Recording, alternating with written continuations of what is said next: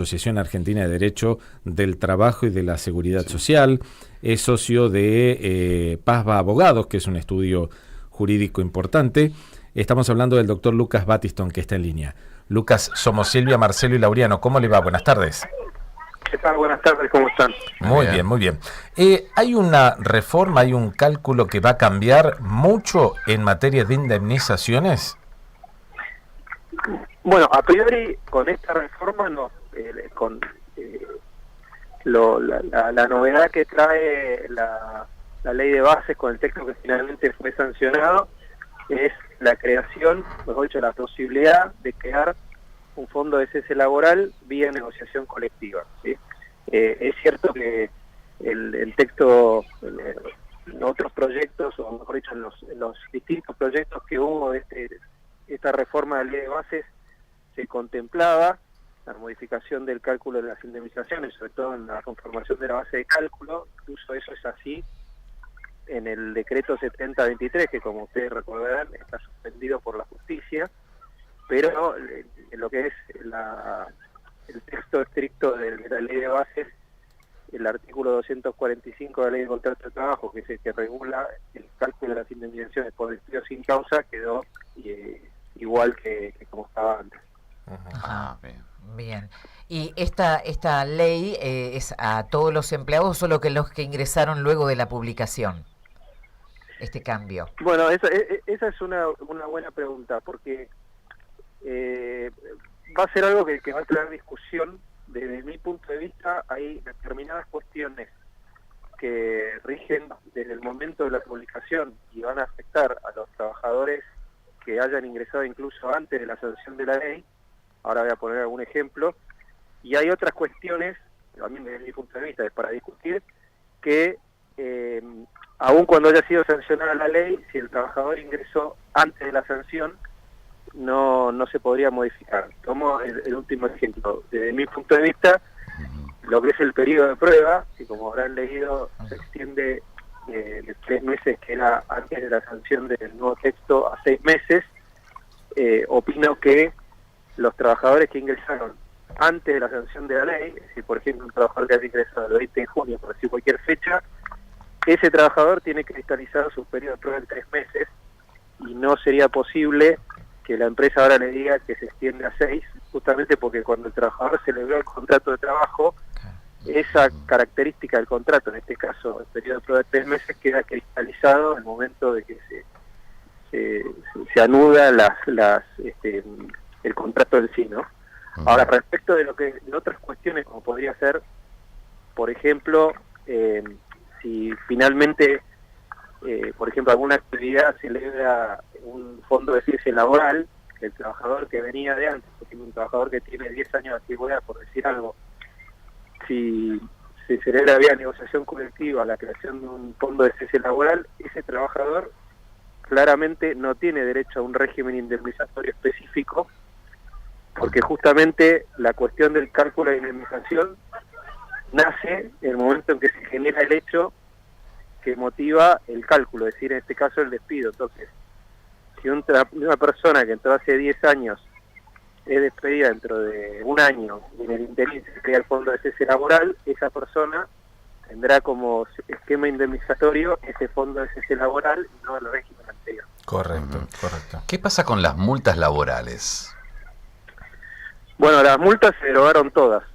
Desde lo que son las multas de la ley de empleo, o sea, la ley sancionada en el año 91, que justamente penalizaba el empleo no registrado, como así también el empleo deficientemente registrado en cuanto a fecha de ingreso y salario, hasta el artículo 50 de la ley 26844, que sancionaba el empleo no registrado del régimen de empleo doméstico. Con lo cual, a partir de ahora quedan igualados las relaciones laborales registradas como las no registradas en cuanto a lo que puede reclamar un trabajador, ¿no? Eso, desde mi punto de vista, es un error. No se puede igualar al que cumple y al que incumple, pero bueno, es una decisión del gobierno teniendo en miras teóricamente que eso va a generar mayor empleo. Ujú.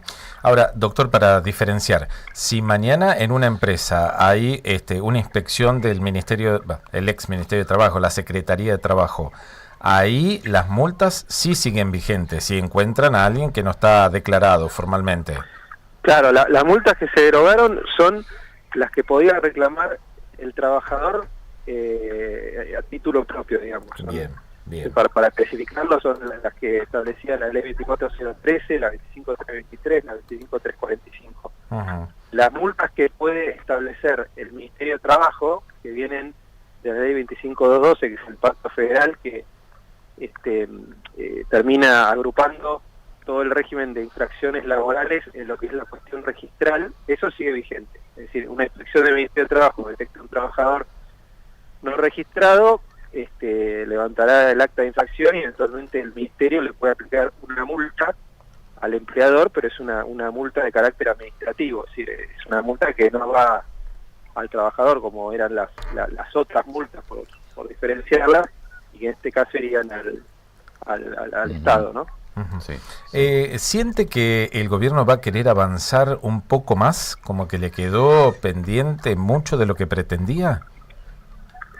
Bueno, acá el gran capítulo que quedó ausente es la reforma que se pretendía hacer del régimen sindical y lo que es derecho colectivo al trabajo. De eso finalmente no quedó nada.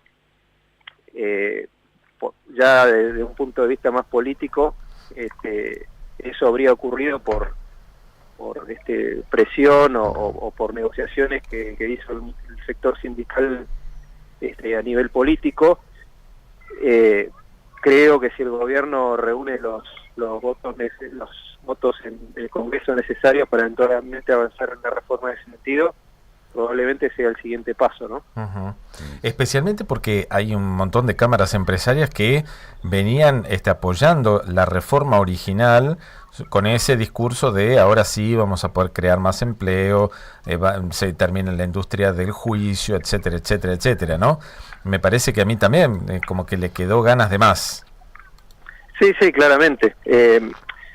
Mira, este proyecto, esta reforma en particular, yo tengo 26 años de profesión y he visto distintas reformas. Esta en particular ha tenido tantas versiones y con diferencias de semanas. Veíamos textos que diferían sustancialmente, ¿no? O sea, por ejemplo, del proyecto que presentó finalmente el gobierno en el inicio, que tenía 44 artículos, se terminaron sancionando 17, lo que es la cuestión estricta de la reforma laboral, ¿no? Entonces, eso da una dimensión, más allá de que la profundidad de una reforma no es por la cantidad de artículos, sino por lo que se reforma en sí, pero da una dimensión de los temas que quedaron fuera. Entonces, es posible que si el gobierno, repito, reúne los votos, quiera avanzar sobre todo la reforma de la cuestión sindical, que a nivel PYME y a lo que es creación de empleo es un factor importante para tomar decisiones de ese tipo. Doctor, gracias por habernos atendido, muy amable. No, muchas gracias a ustedes, que tengan buenas tardes. Igualmente, hasta pronto. El doctor Lucas Batistón, que es abogado especialista en Derecho Laboral y miembro de la Asociación Argentina de Derecho del Trabajo y de la Seguridad Social, explicándonos entonces que una parte, sobre todo vos que ya estás en tu empresa, trabajando desde hace unos cuantos años, uno diría que tenés un derecho adquirido y que si tu gremio no genera un fondo de desempleo propio, como tiene, por ejemplo, la UOCRA para la construcción, no vas a estar alcanzado por la reforma laboral.